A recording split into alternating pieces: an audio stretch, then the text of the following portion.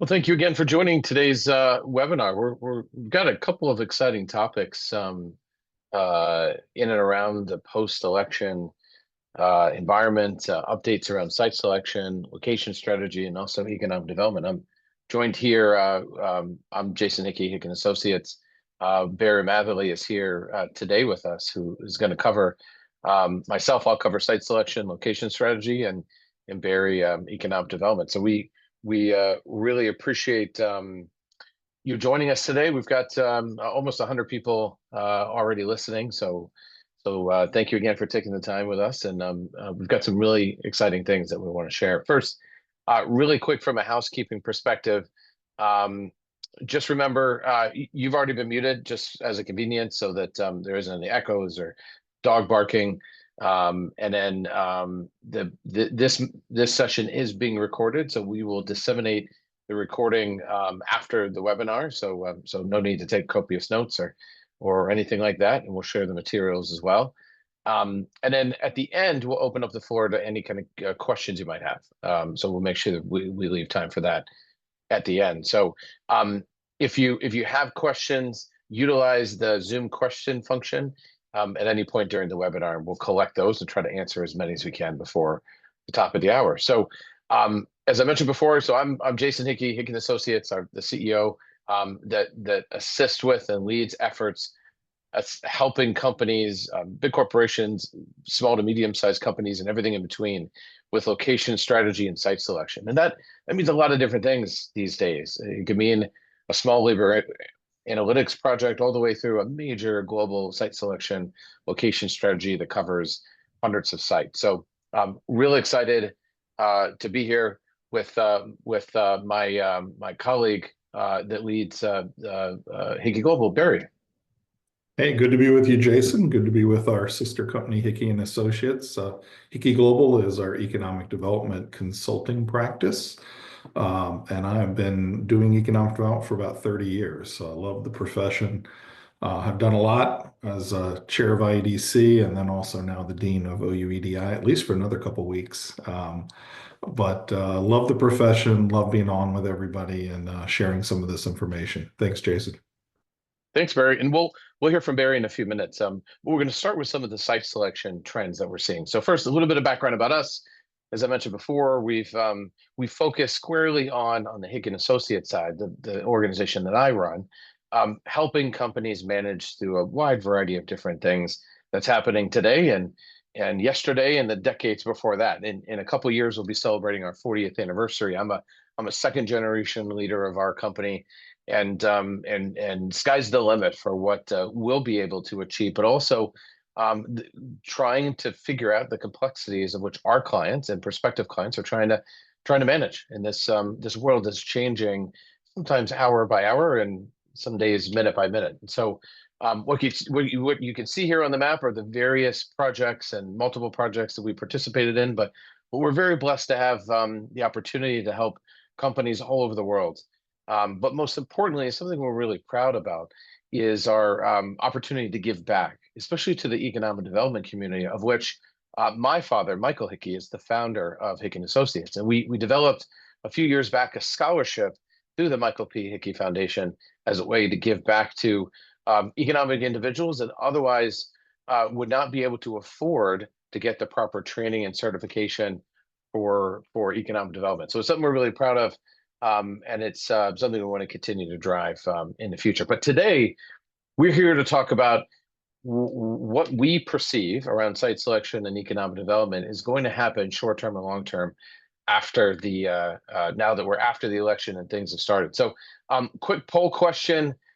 You all probably saw on your screen pop up a series of polls and go ahead and pick which ones you think are the biggest potential impacts. So tariffs, federal funding, climate policy, immigration, tax cuts. In about 30 seconds, we'll share the results. But there's quite a bit of impacts that we think that could happen. And I want to mention, as you all are voting, that nothing we're going to talk about today should be perceived as either positive or negative or anything having to do with the recent elections here in the U.S. It's really just a matter of now that the election is settled, and not just federally, but in certain states and communities as well, there's impacts to that. There's impacts to any elections in a democracy anywhere. And so what we have to do as site selectors and economic development practitioners is just start to plan accordingly to what those changes might look like. And so that's what we're going to really focus on today is things that have been discussed, things that are beginning to be implemented, and just what are the impacts to companies and communities alike. So looks like the voting I think is almost ended. So we'll share the results to everybody. Pretty interesting. I think most of you would figure that tariffs, because it's already widely discussed already, and lots of tweets and truths and other things have been kind of sent around to talk about it. Visits have already occurred between world leaders. But there's a couple other things that we're going to talk about today that are also impacting, and you voted for them as well. So immigration, federal funding, and tax cuts are all things we're about to talk about over the next few minutes around site selection, and then Barry, economic development. So thank you for taking that poll, and always interesting to see what you all think might be next. So the first thing we're going to talk about is when we think about site selection and location strategy, what's going to happen next, and what are those really important things as we represent our clients. They're not making decisions for the next year or two. Let's say they're working on a project right now. They're signing a 10-year lease, or they're buying a property, or signing a 20-year lease. So these are long-term, sometimes multi-decade decisions. And so the impacts of things that are happening today have to be forecasted and trended and way into the future. So that begins with some of the impact on federal money. So there's been an unprecedented amount of allocations that Congress has authorized to do all kinds of different things. ARPA, which is the main mechanism of a few to help with the coronavirus impact and the cost and the medical care and a bunch of other things, was one of the first line items that was authorized by Congress to help jumpstart the economy after the impacts of the pandemic. And so one of the things that we're looking at very closely is that this is the first round of funding that's also about to expire, and what most likely is going to occur is that any of these monies that's set to expire or otherwise has not been allocated, starting about end of January, just in about a month, will most likely be swept or reallocated into something maybe quite different.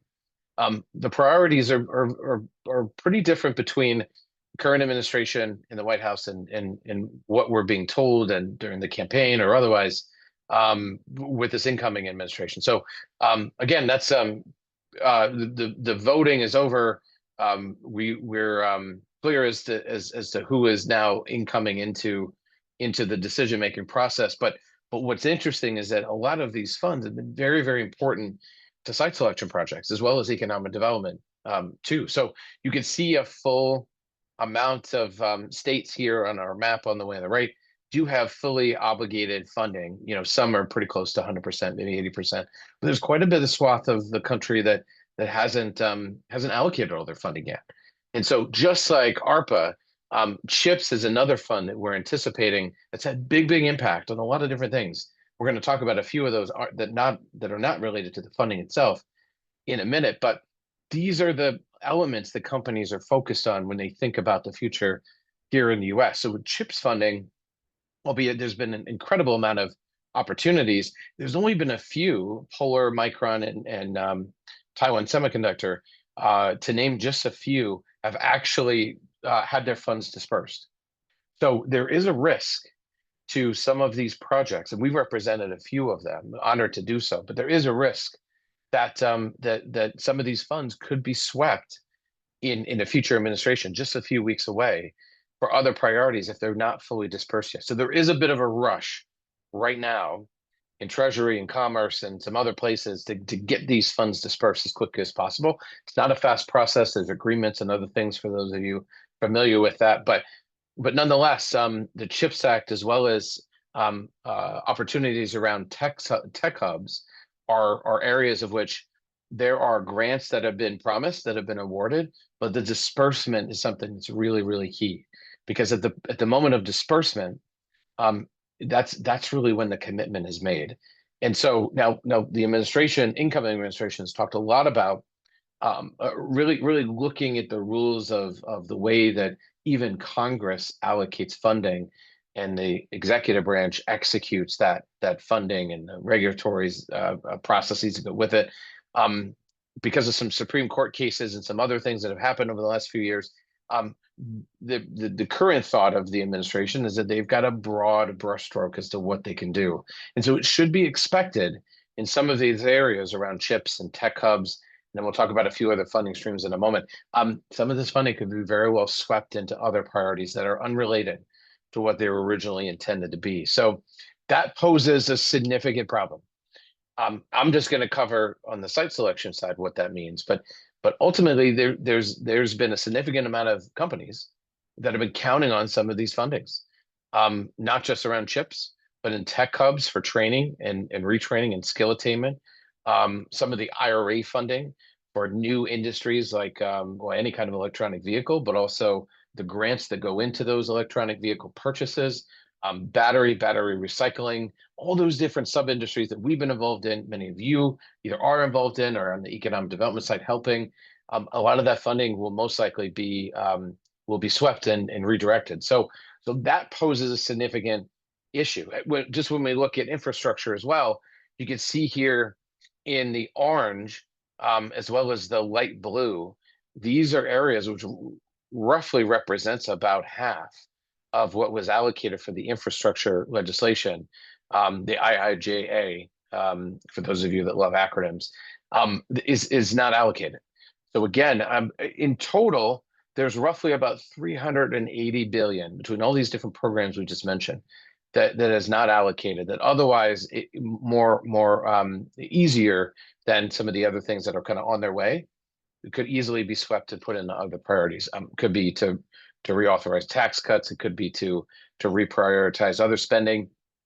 It could be even an option where that spending is canceled, although less likely because it's already included in some of the budgetary authorizations and the kind of analysis that organizations like the CBO, the Congressional Budget Office, has already done as we look at deficits. And there is a chance that it could be redirected towards even deficit reduction, but if history is our guide, over multiple decades, when this is the case that we're about to begin with a new administration, usually it's redirected in other priorities that new administration feels is unique. So we've got ARPA, CHIPS, IIGA, which is the infrastructure, and then this is just a map really quick about just where there's least and highest competitive award funding. So there's quite a few states, as you can see here, that have not just really not tapped into some of these. This is excluding some of the intercity passenger rail grants, which are pretty significant and have been kind of allocated initially and have a different kind of track to them, no pun intended. But still, there's quite a bit of funding. When we just we could look at a number like 380 million, but on a map, it's very unique to see where that infrastructure spending in this case should have gone. Now it's not. And the site selection projects that we work on, there's so many questions amongst the companies that we represent saying, well, what happens now? Am I still going to be able to access the kind of supply chain resources that I thought? Will the truck traffic improve because those highway interstate lanes were meant to be expanded? As simple as that. And they look at all those things when it comes to all the different inputs when it comes to site selection. The Inflation Reduction Act finally is something that I mentioned a couple times already, but you can see here that there's still a significant amount of unannounced funding. So just with the USDA alone, which many of your communities and some of the companies on this line really tap into, and it's important that they do, there's still roughly $23 billion that hasn't been allocated. So again, even around IRA, and then Department of Energy has been a big focal point to get those grants out. Unless it's been dispersed, there's a series of risks factors that many companies are exploring, and we've been trying to help many of these companies. The phone has literally been ringing off the hook to try to figure out what to do next, and if they can't unlock the funding that they had anticipated, what do they do? And we'll talk about some of those solutions in a moment. A couple other programs or programs that are associated with some of these additional agencies on the federal level. EDA, So currently, reauthorization is moving through Congress attached to a different bill. It's really important this legislation gets reauthorized now because it's been pretty clear in many communications during the election and then since the EDA, Community Development Block Grants, the wing of the HUD that manages this, even some of the rural development programs in USDA could be at a higher probability of getting swept or otherwise potentially closed.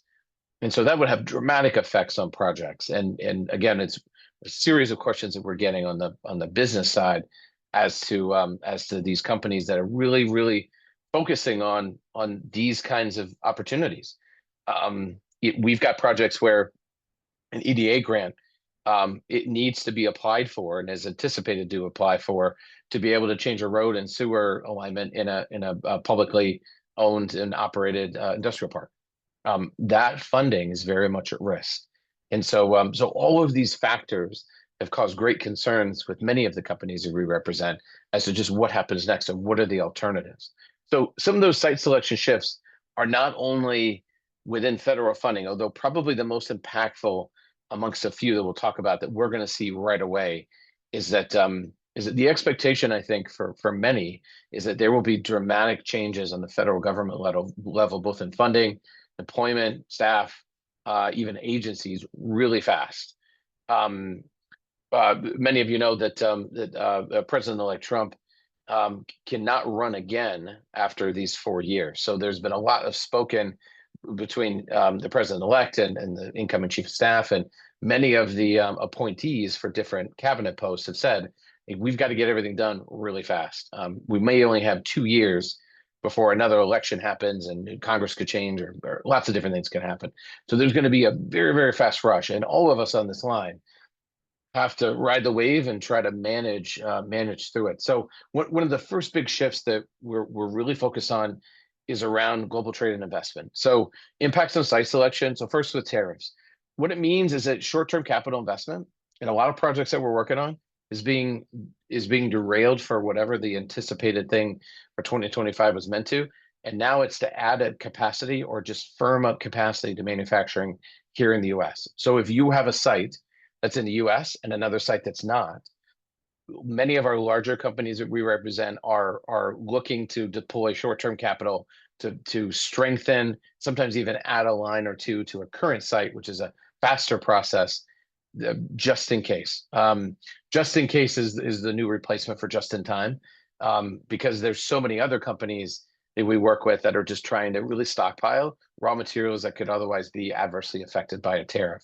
Now it's tariffs are something that are, even though there's been a lot of public sphere discussion, currently the tariffs that are in place are the tariffs that are in place. And the incoming administration has to wait until obviously the afternoon of January 20th to start that process if it were different from what the current administration is doing. But nonetheless, companies though knew this time around with a second Trump administration that everyone should very much take seriously the fact that there will be tariffs. And in certain jurisdictions, it could be very high. So companies for the last year have been planning on this. We've worked on many projects that this was a major factor, just as high as OpEx cost and workforce and other things. Tariff mitigation has been huge, or investments here in the US is another way to look at it. And so there's just longer term potential risk about supply chain disruption, cost of goods and things. But over the short term, many suppliers are negotiating with their larger either OEMs or purchase agents as to opportunities to maybe have multi-site offtake agreements, for instance, for some of their goods and so on. The federal approval process for things like CFIUS, for those of you familiar with that, we expect to become very robust. It already is, and it's become a very important part to get foreign direct investment approved in the United States. Well, we think it's going to become even bigger and longer. So lots of uncertainty over the short term. CFIUS as a process may change dramatically in just a few weeks, and then there might be a little bit of a either a pause or a realignment that may delay projects up to 6 months of normal course. But it's going to be really important that we all develop a clear understanding of that process flow at that point. And there will be many things communicated beforehand. as some of the leaders that focus on this part of the approval process are going to be appointed and approved as they speak about what's going to happen after the administration takes hold. And then ESG has been something that's been highly politicized, but also heavily regulated outside of the US. So if you're a UK company or a company from Europe, for instance, you have to meet certain ESG goals that you report on if you're a publicly traded company, for instance, in the UK, if you're part of the stock exchange. Well, there's going to be an immediate friction between some of those ESG goals, but then maybe here in the US, removal of some of those things, and even maybe a disincentive to do it. But at the same time, those companies in their home headquarters need to comply with those regulations. So a bit of a thing that we've been studying too along the way. U.S. export controls. We're already seeing lots of conversations happening. China just about a week ago banned some rare earth materials from being exported in the U.S. It's just a retaliatory export control based on some new controls that were put in place by the Biden administration around semiconductors and other kind of high tech parts. So that's just the beginning. We think there's going to be a lot of different different changes, and then I think the hardest thing is these threats of tariffs in real time. So managing that and seeing that if somebody communicates over online or someone else, when President-elect Trump communicated last week that there was or 2 weeks ago, when there was going to be 25% tariffs each on Canada and Mexico, how is a company to manage through all that? And so there's backstopping around investments and things to make sure that at least over the short term, if that were to put in place a tariff like that with Canada and Mexico, as an example, deciphering what is kind of communicating as part of the negotiation tactics of the incoming administration, or what actually is going to occur. And so today, a lot of the companies we represent are asking us, listen, if there is a tariff, let's say on Canada at 25%, how do we expand quickly, unplanned, in investments in the US, but in places in regions where workforce stability is high? That's one of the questions that we're getting. So it's really important, as companies, that you look at this, but also as economic developers, because I know many of you are on the line as well. How do you talk to, as your BRE strategy, how do you really talk to your current companies, current investors, current companies, as to how to mitigate some of these? A couple other things really quick, and then we'll shift over to Barry. Been a lot of changes around incentives. So we believe, because of the federal changes that are afoot, it's gonna significantly push the need for states and local communities, regions, counties, those units of government to really help with projects when they need help. Imagine if you're a battery manufacturer doing something new that otherwise would have been continued to be invested in by the Department of Energy. That investment may go away. So many of them have already started to approach state and local units to try to figure out, well, how can we be helpful? But there is something that happened as a side effect with chips, and that's many states created what's otherwise called as kind of governor's closing funds. Minnesota, which never really had one of those before, appropriated hundreds of millions of dollars to be able to close not only CHIPS Act projects, but other kind of federally mandated projects. So currently, the match is pretty significant, and it's really helped close some of the CHIPS Act projects. The first one to be dispersed chips, that was Polar, which was a Minnesota project, and that's a testament to how much that government in Minnesota has really tripled down on chips. But nonetheless, not only in Minnesota, but in places like Michigan, they've developed what's called a SOAR fund, that now it's called Make It in Michigan. But that fund is going to supply $600 million through 2035 for all kind of different project inputs around incentives. And these kinds of investments, and there's two others I'll share with you in a minute, but these kind of investments, I think, are indicative, really important to how we offset some of the federal monies that we're going to lose to input in projects. So in Louisiana, Louisiana just went through a significant reform process around their incentives, their taxation, and other inputs, as well as their whole economic development structure as a state. Really exciting stuff. But because they've gotten ready now, although that wasn't the reason. By default, they're going to be even more ready and more agile and more fluid, just like Michigan and just like Minnesota, to address some of the shortfalls that are coming from the federal level. And companies are very concerned about this. Pennsylvania, really strong reforms happening right now, and under Governor Shapiro and the leadership there at the new Action Business PA, the old Governor's Action Group, now the Business PA organization, is really looking to reform many of their programs. And it'll come at a really important time because there's quite a few energy as well as other organizations that are going to need the help that they otherwise would have sought from the federal government. So one more thing around incentives is just what we see as some changing restrictions and priorities that may help organizations as well. So companies approach us all the time and say, well, around incentives, what are some of the things that we could that could really help us achieve more opportunity, but still get the same help. And so there's been a bit of a crossroads that's happening over the last few years that we'll have to look at together. Is that because of new and expanding incentive restrictions, some of those restrictions may really inhibit some growth because, again, the lack of federal funding for things like infrastructure, workforce training, things like that. We haven't even talked about programs like WIOA and workforce boards and things like that that are federally funded that, again, have been very clearly targeted in many ways from many incoming administration officials as not something that they're going to focus on and otherwise may try to end.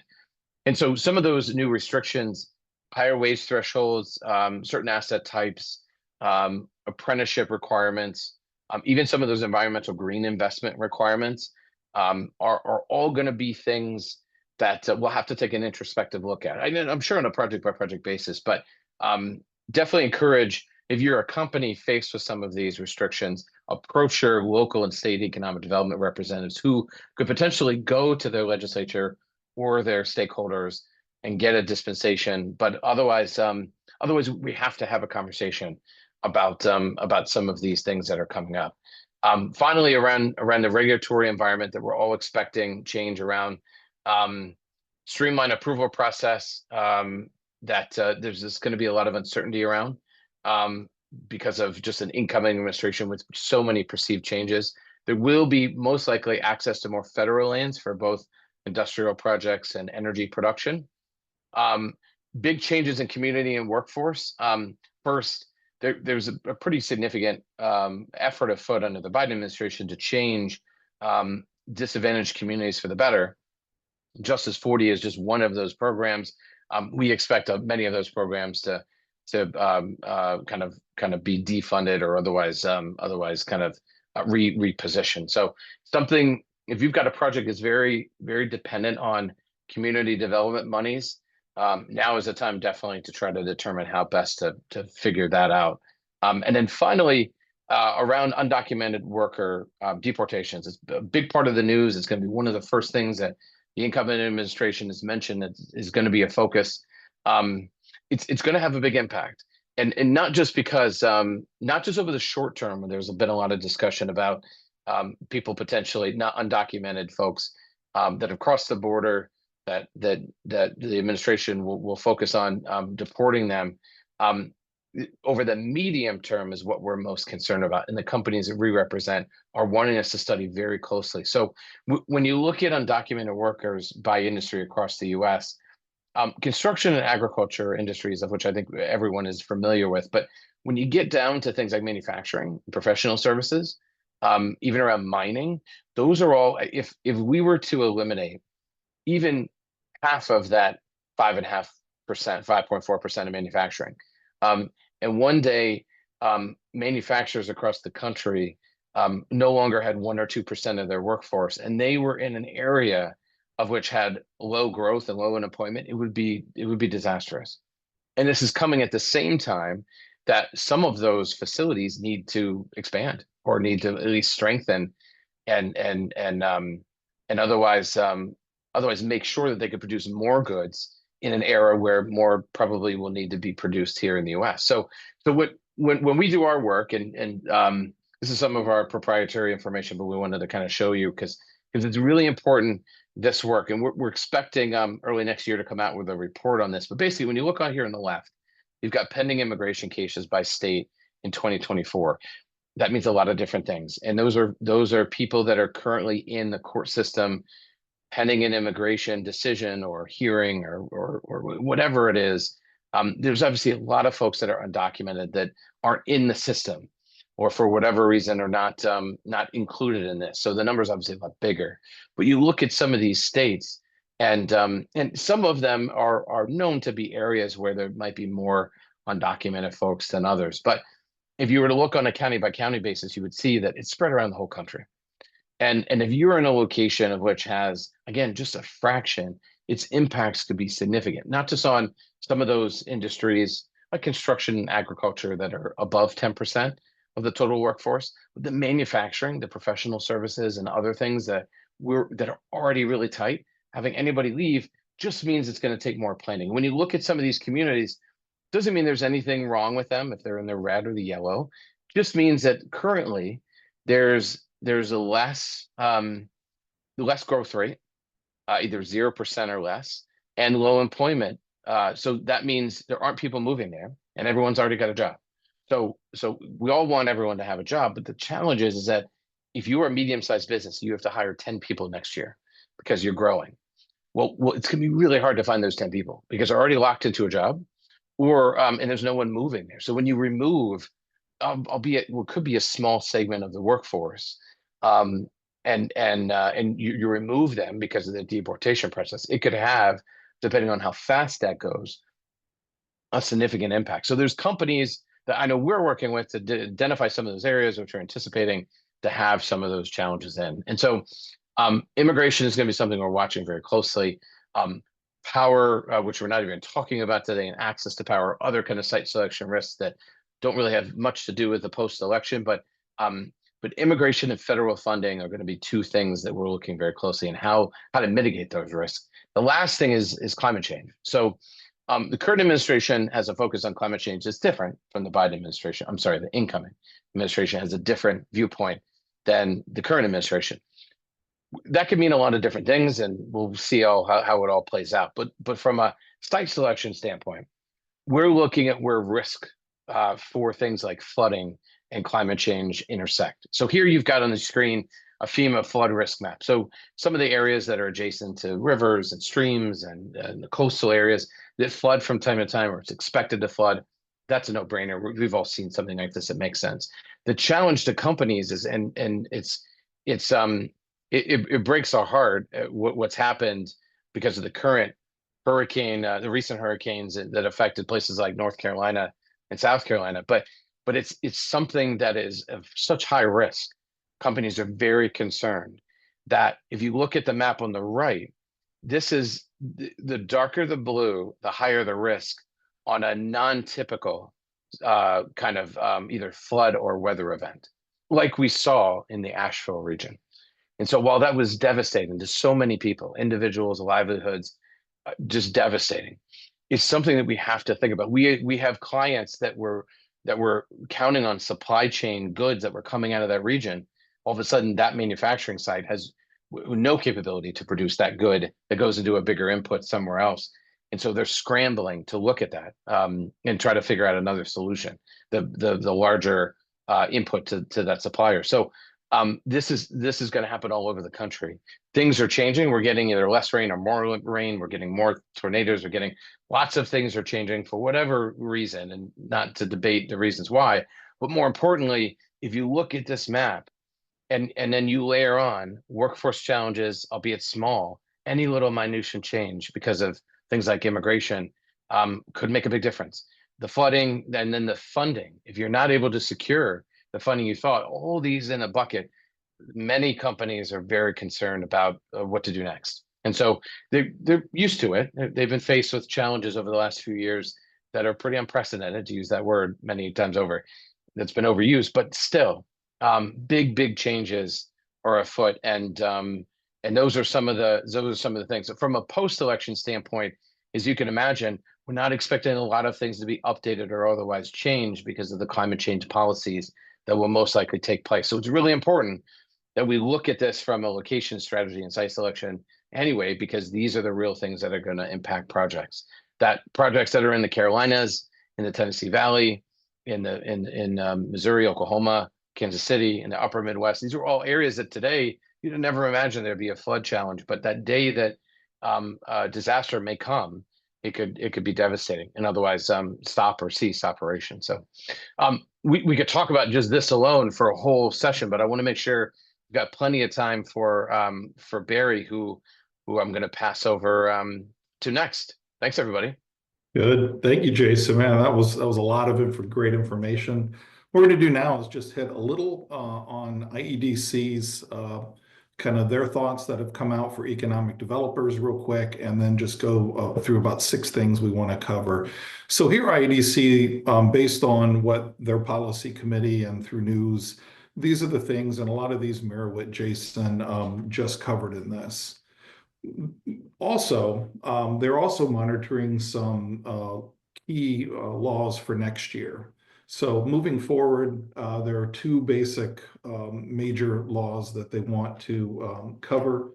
And Jason, if you get at the next slide, we'll get over to that one.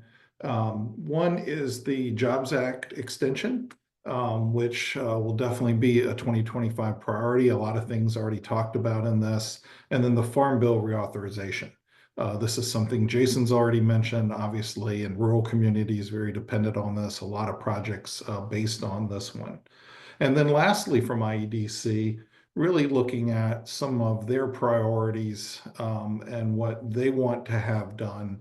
We have a slide for you that kind of just outlines 3 kind of key areas. One is community and workforce development. We kind of put from the IEDC what they support, and this is directly from IEC's policy paper, just giving a shout out to them to get a little ahead of this on the economic development community. And then also kind of predicting in their minds what the response of the new administration would be. And so here, as we talked about earlier, EDA has been on and off the chopping block for a long time. SBA, Workforce Act, and HUD Community Development Block Dance, all things to be concerned about, or things you need to work with. On tax and finance, obviously, new market tax credits have been a big thing that we support in the economic community. You can see that they're expected to be on the kind of the reverse end, some tax cuts and non-defense cuts.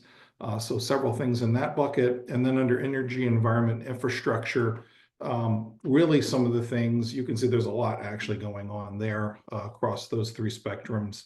But to all of this, I think the big note here is change. That's what we know for sure. And so appreciate IEDC getting this. Kind of now moving into kind of just 6 things we want to cover real quick from an economic development standpoint. Tariffs that Jason mentioned. So tariffs, I think that was the #1 issue in the polling.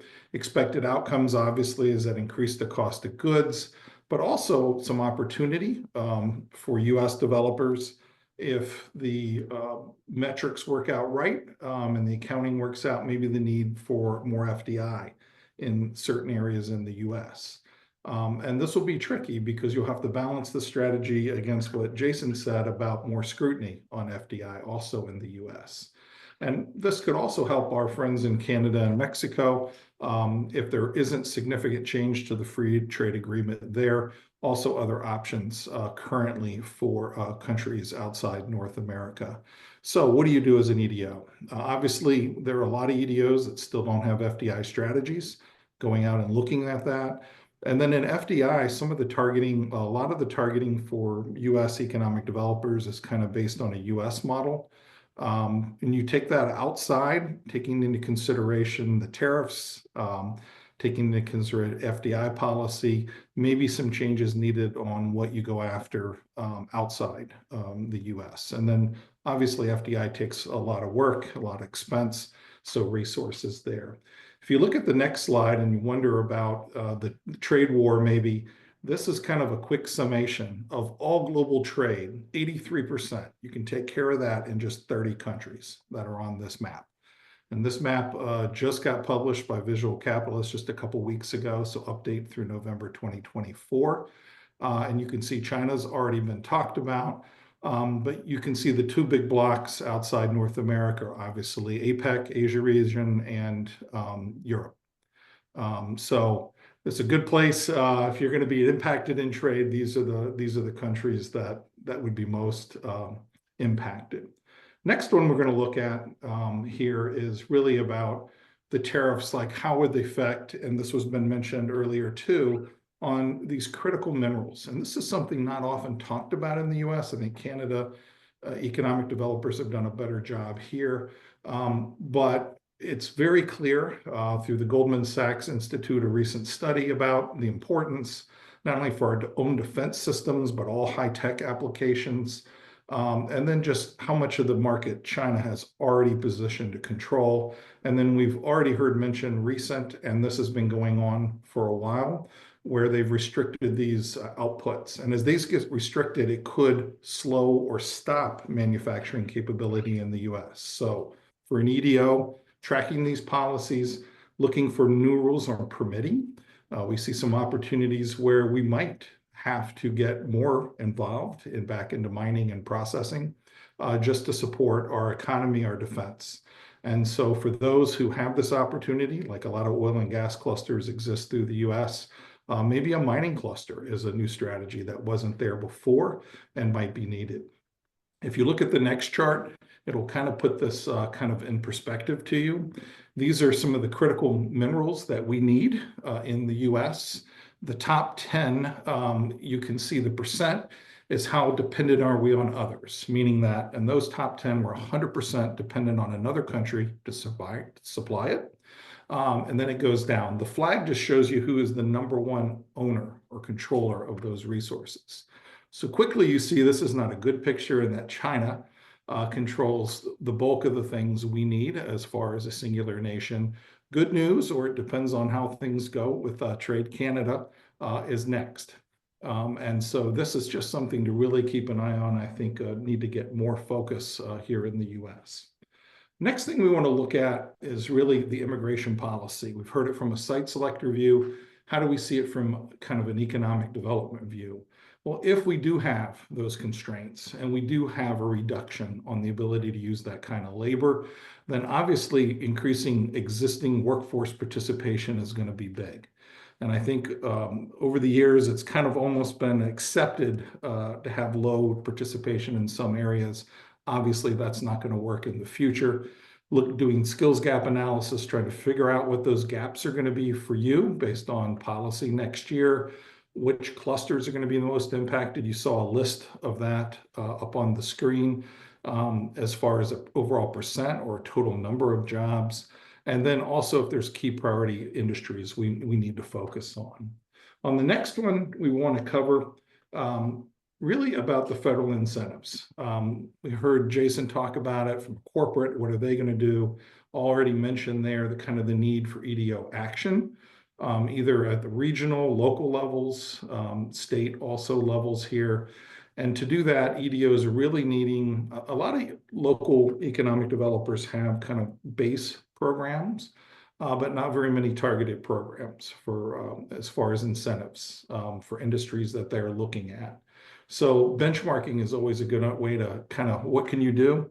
Look at benchmarking, understand other states, other communities, what they're doing, how they're targeting, and things are changing out there as you've seen a lot in this space. Next, kind of bring up the limited resources. I think no matter what scenarios you're going to look at, there's going to be less resources. Two big things really colliding at the same time. One is this COVID funding coming to an end, the first big round, and then a lot of that terminating, and then the change in administration's stated efforts of kind of reducing the federal government. So with that, it tends to kind of bounce back to the states, localities, and regions. With all of this going on, really trying to determine what your real goals are. What we saw during the last couple of years is a lot of economic development groups went after what they could get money for. Meaning, If they could get money for a certain industry, that's what they focused on, or a certain type subset or cluster. And so it really wasn't based on something they would maybe do on their own, but what was driven by kind of federal money and the ability to get that money. Now, with that kind of not being the case moving forward, really trying to say, okay, if it's just us and just our area, what are we really going to be good at? What do we really want to go on, knowing we're not going to get federal support for it? Also, really, from a state EDO, there'll be gaps that the localities won't be able to fill with some of the federal cutbacks as we expect them to be. So really doing an assessment now, needs of the localities, and then regions also reevaluate the relationships. One of the kind of core tenets of regionalism is the ability to kind of share resources and get the most out of the resources. So kind of rebalancing what's important to the local partners would be a good time to do that. And then finally, last thing is, based on all of this change, this is no better time than to stop and take stock and really have some clear new vision. I think as economic developers, one of the kind of the superpowers are convening. And so now is a great time for economic developers to convene your leaders, your partners, think about either retreat or strategy session. How do we think all of these are going to add up in our area? And what do we need to start thinking about? What do we need to start monitoring? And what can we start putting in place as kind of some pre-activities on that? A lot of people, we do a lot of strategies all the time here, and those are great. And, you should have one every, 4 to 5 years up to date. If you don't, this is a heck of a time to do it. And even if you've just done it in the last 2 or 3 years, we hear a lot of people just doing a refresh. You don't need to go back through the whole thing. The data is probably pretty close, but on the strategy side is where you really need to focus. A part of that is that target, making sure those are right. And then a lot of people they have a pretty solid target, but they want to get more into these really focused areas. We've been doing a lot of work on aerospace, vertical farming, data centers, cold storage. These are all things that aren't a lot of times big cluster, but very niche clusters that some areas could do very well in. I think electric batteries or electric vehicle would have been one a couple years ago. So with that, I know we're kind of pushing through a lot of data, but I want to flip it back over to Jason to give him time to take us through some questions. Thanks, Barry. Excellent, excellent insight. So as I mentioned earlier, we've got a little bit of time before the top of the hour to answer any questions you have. We've got a few in that have been submitted that we would love to get to. If anyone else that has any questions, just use the Zoom function to ask the Q&A Zoom function, and we'll try to get to as many as we can. So first, someone asked about the presentation and is it going to be provided in the recording? All of that will be provided. We'll circle back with you all and give that to you usually within a couple of days. It takes to process all that. So and if anybody has any follow-up questions once you receive that, definitely let us know. Another question is any insights as to the energy needs and how the upcoming administration energy policies meet demand? And I can I could take this first. So I kind of teased out power very briefly in my part of the presentation. That's another one of those topics that we could talk about for another hour webinar. But it is a major concern for many site selection projects we're working on, is the access to power and the process to ensure that they can have that access, short term and long term. In a lot of areas, anything over 5 megawatts takes an additional study period of that utility to confirm, and not everywhere, but more than what you think. And it's sometimes shocking, especially to existing businesses that already have the utility set up. They're there, and all they want to do is add a new production line, but it happens to be automated more than not, and it's more than 5 megawatts. And so they're sometimes surprised in the amount of time it takes to get that approval. And there are some areas that are really struggling to meet the demand for all kind of reasons. I mean, sure, electric vehicle usage, things like hyperscale data centers, all of those things are zapping, pun intended, electricity. But it's also just the automation of manufacturing as a whole. The average plant is at least 20% more of an electricity user than it was just 20 years ago. And so all of that is challenging with Not as much generation, electricity generation, been put online in the last few decades. It's coming to a bit of at a crossroads. So that could be a whole nother topic. But as far as the post-election and the new administration, there seems to be a very focused discussion about tapping more of our natural resources to feed that electricity requirement over the short and medium term. So open up more gas fields, extraction, things of that nature, to lean more heavily on natural gas and those things. Most of the big oil and gas companies or adjacent companies have actually said we want to keep some of the climate regulation and laws kind of in place, because they see it more long term. And not all of them, but a majority of them, particularly the largest ones, because long term there's still some challenges ahead, and so it's not clear. And this incoming administration has not been really focused on looking at the real solution, and that's more generation in things like nuclear, and other kind of opportunities, as well as a reshift of potentially the way the networks work across the US and the regulatory environment around that. There seems to be a significant gap there in what's mentioned so far. It doesn't mean that they won't jump on that just like everything else, but it doesn't seem to be a top priority, which could be very detrimental to some projects. And if you're in a region that may even have enough electricity to go around today, it doesn't mean that in the not too distant future you'll begin to run out of capacity. And it's not just hyperscalers and others that are obviously doing the due diligence around utilities every day. It's some of the companies that you wouldn't imagine that are more the brick and mortar blue chip companies that are doing an incredible amount of due diligence around electricity generation, transmission, and access, even to the points where they're looking very closely at the circuits that connect a site to see, well, how many people are on that circuit, and if there's if they're a current existing user on that circuit, they're going to the utility and saying, I don't want anyone else on the circuit. You need to invest in a new one. So there's lots of demand that's happening, and obviously some shortfalls.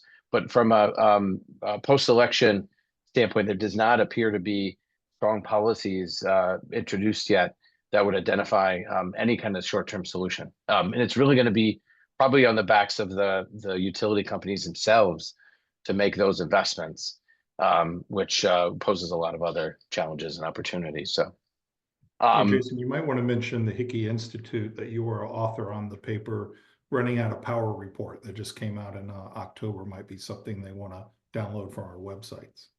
yeah, excellent. Thank you, Barry. I appreciate you. We produced just recently a report about running out of power, a very robust report that took a lot of the due diligence that we're doing for other companies and put it into one package and shared it out there as part of our normal thought leadership platform that is very mentioned. It's called the Hickey Institute. So it's shared between all of our different companies, and it's an enterprise-wide opportunity to tap into some of that talent and really smart thinking around some of these very important topics. And as I mentioned earlier, we're going to be coming out with a report that's focused on immigration soon in the early part of next year, as well as some of this climate change, particularly focused on flooding and other factors. So it's on our website. It's free. So feel free to click on HickeyAssociates.com and download that at your convenience. Barry, there's a question. I think it's probably more geared towards you about strategic planning. It seems to ask again, if I've just done a strategic plan 2 years ago, but with all these changes afoot with the new administration and lack of funding, is it a good idea to at least addend or otherwise amend some of our plans? And how do I manage stakeholder expectations? Right. You know, our thought here and what we're getting a lot of calls on and actually engaged is what what we're calling a refresh. There's no need, if you've done it in the last couple of years, to redo an entire strategic plan. The two areas we see that are included in most strategic plans that do need another look are the cluster, the targeting, based on all the conditions that we've gone over. There are going to be changes, or there are things without federal money that we now need to go after. So looking at that, and then obviously the strategy section yourself. You know, what have you already done? What are you in the middle of? And then going forward, do you need to do all of that? Is there things that are going to take more precedent? So really kind of mostly focusing on future strategies, deciding to keep, modify, or go forward, and then if there's anything new there. So much quicker, very kind of uh, not only just a quick product, but a very rapid process that you can still involve stakeholders in, but also not having to reinvent the whole wheel there. So Barry, another question for you, which I think is really, really timely, and it taps into something both of us talked about, and that's Tyler mentioned here that recent studies have showed that Americans are moving much less, and we talked about that the growth isn't occurring in a lot of areas of the country that historically did in decades past. Um, how would you recommend EDOs counter the fact that less people are moving into their respective areas in regards to workforce development? yeah, I think it's been interesting. It was a great experiment we've saw over the last couple years of kind of talent attraction programs. A lot of those are being wound down now. And you have pockets of some success, and some not. But you're right, it's hard, and it's just like attraction itself, trying to get it. That's why we think just focusing on the current workforce conditions, they're a known entity, they're there. Our concern is workforce participation, and that's something we look at, and the site selection teams look at, and way beyond in more detail than just that one number. But understanding what's preventing people from working in your community. We know the big three are transportation, daycare, and housing. I don't think that's a secret to most economic developers, but how that combination works in your community, or are there other extenuating factors that are unique?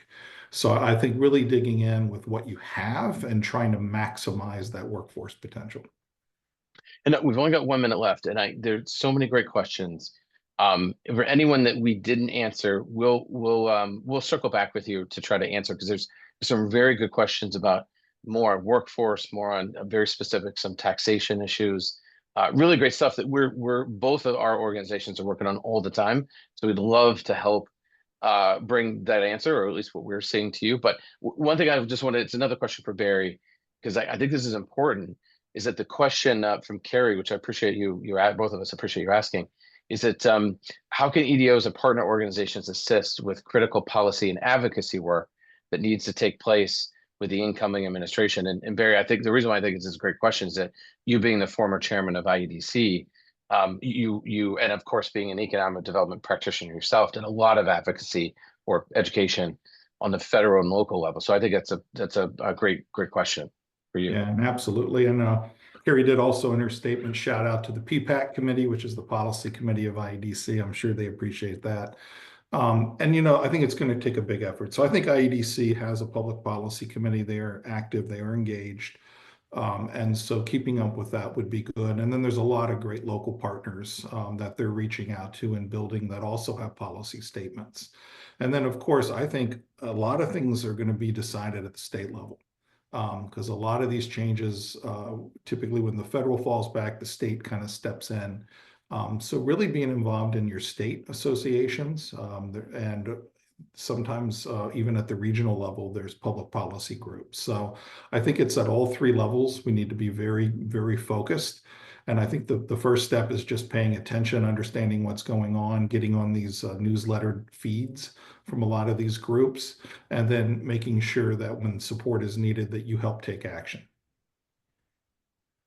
Thank you, Barry, and thank you again to everyone that participated again. And we're really honored that you spent the last hour with us. For anyone that didn't get a chance to ask a question, or that did and we didn't get an answer, we'll follow up with you directly to help with some of those. Some of our very detailed questions are great, and so we'll help you with that. But otherwise, scan the QR code that's on your screen, or go to either website, and you'll find eventually this presentation. We'll send it to everybody anyway. And then any of the thought leadership that we're doing, and if anybody has any questions going forward, feel free to reach out to us anytime. But thank you again. Happy holidays, everybody, and we'll see everyone soon. Good. Happy holidays.